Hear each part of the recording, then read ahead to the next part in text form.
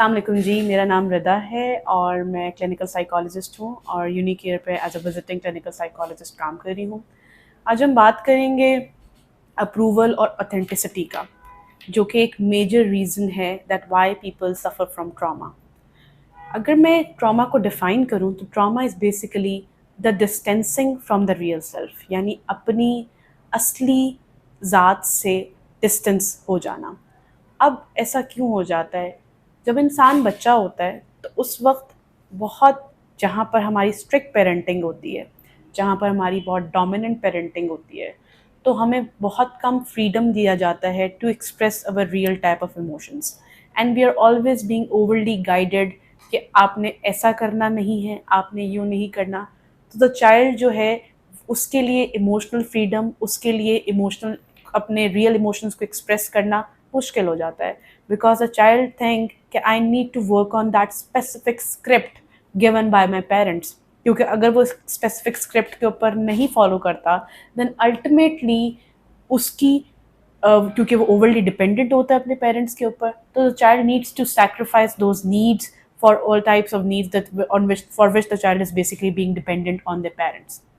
So ultimately उसके लिए अपने रियल इमोशंस को एक्सप्रेस करना, अपने रियल इमोशंस को फील करना बहुत मुश्किल हो जाता है। एंड दैट टाइम क्या होता है कि हम ये सोचने लग जाते हैं that in order to gain the approval of others I need to work on that specific script,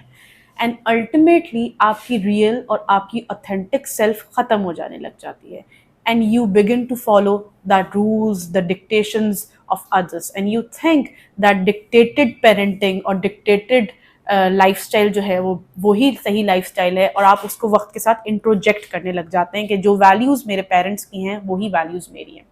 so when you when you start suppressing your real self, जब आप अपनी रियल सेल्फ को सप्रेस करने लग जाते हैं और आप अपनी रियल सेल्फ को मैनिफेस्ट नहीं करते, so you begin to suffer. And how? Because you're working just for the approval of others and you are suppressing your authenticity just for the cost of that approval,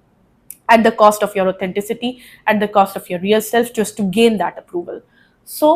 और जब हमें ये लगता है कि शायद हमारी रियल सेल्फ इस सारे चक्कर में कहीं ना कहीं बहुत पीछे चली जाती है, मगर वो रियल सेल्फ ख़त्म नहीं होती, that real self begins to speak in the form of depression, in the form of anxiety, in the form of traumas and all the type of disorders.